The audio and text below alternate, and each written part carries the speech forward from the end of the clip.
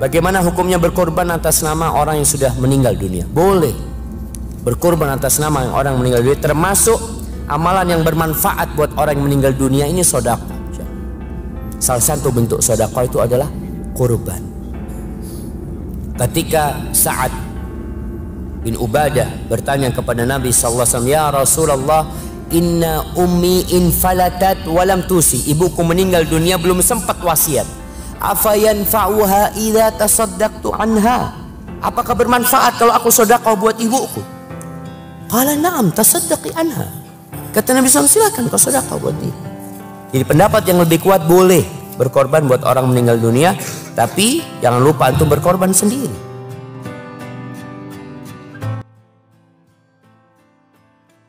Dulu bapak kami miskin, nggak mampu berkorban, nggak mampu akikah. Biasanya anaknya terus melakukan itu untuk bapaknya. Memang Islam mulai dulu itu membolehkan orang amal untuk orang lain. Jadi dulu ada orang, ya Rasulullah, orang tua saya ini sudah sepuh, beliau sangat ingin haji, tapi kalau haji nggak bisa karena sudah tidak bisa berkendara unta. Kata Nabi, ya sudah kamu saja yang haji sebagai ganti bapak kamu.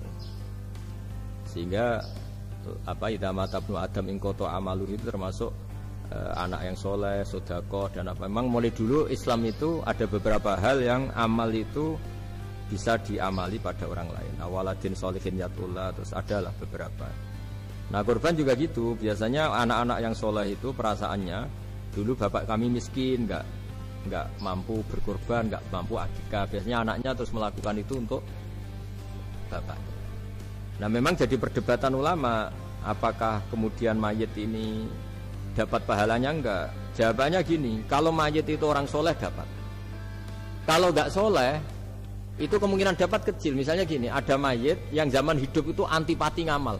Kok enak, duitku sing ilang wong liya nyate gitu. Dia mentalnya mental pikir yang beranggapan kok kenaan tetangga kami, uang kami yang habis, orang lain yang nyate. Terus dia mentalnya gitu dibawa mati. Kemudian anaknya soleh berkorban untuk bapaknya. Nah yang seperti ini ada potensi gak sampai karena dia tidak pernah punya niat. Itu beda dengan orang yang zaman hidup memang ingin korban, cuma secara ekonomi nggak mampu. Makanya pentingnya innamal a'malu binniyat itu di situ. Amal itu terserah niat. Dalam banyak syarah, syarah itu penjelasan yang rinci, itu dijelaskan kenapa orang mukmin masuk surga selama-lamanya, padahal dia jadi mukmin hanya 80 tahun. Misalnya kita hidup di dunia kan rata-rata 80 tahun. Karena dia berkomitmen andikan hidup 1000 tahun juga tetap mukmin, andikan hidup 2000 tahun ya tetap mukmin, tetap sholat. Setiap orang sholat perasaannya kan gitu. Andikan kita hidup 2000 tahun juga tetap seperti ini kan, ya tetap sholat, tetap. Nah, sehingga karena niat itu dia diganjar surga selamanya. Sangat dibolehkan, ya sangat dibolehkan.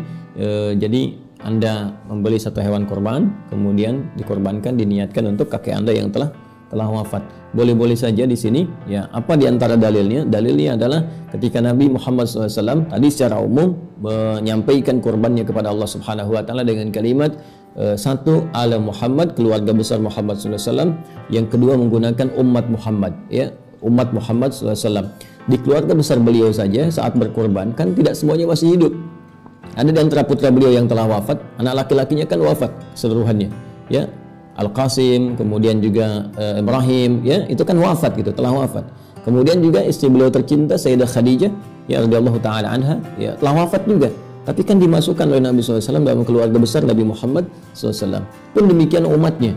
Bahkan jangankan yang telah wafat, yang sebelumnya mungkin telah syahid, ya dalam peristiwa-peristiwa tertentu.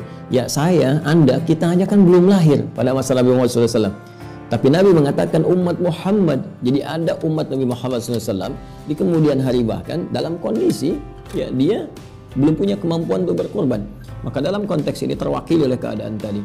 Maka saya cenderung pada pendapat kalangan ulama yang mengatakan boleh berkorban atas nama orang yang telah wafat, ya dengan niat, dengan izin Allah Subhanahu Wa Taala memberikan cahaya dan pahala yang mengalir kepadanya sampai di alam kuburnya. Wallahu taala a'lam bissawab. Ini adalah salah satu yang disepakati para ulama, korban untuk orang yang telah meninggal dunia. Sebab korban untuk orang meninggal dunia itu nggak ada. Nggak ada bukan berarti tidak boleh. Ingat, tidak ada. Kecuali orang tersebut sudah berpesan seperti atau berwasiat. Kalau tiba-tiba kita ingin mengorbankan orang telah meninggal dunia, nggak ada, tapi boleh. Nggak ada maksudnya akan, tapi kalau sampai dikatakan para ulama, paling tidak akan jadi sedekah yang baik. Sebab korban itu adalah beban untuk kita, atas kita, untuk kita, dan untuk orang yang hidup. Nah, adapun untuk orang yang telah meninggal dunia, ini para ulama mengatakan kalau kita ingin korban untuk orang yang telah meninggal dunia, ya boleh-boleh saja. Nah, paling tidak dikatakan jatuh jadi sedekah yang bermanfaat untuk umat Nabi Muhammad SAW. Tapi contoh yang disebutkan sudah ada sapinya, maka dilanjutkan korban tersebut. Itu yang disepakati, dilanjutkan sebagai korban. Karena sang ibunda sudah menyebutnya dan sapi pun sudah ada.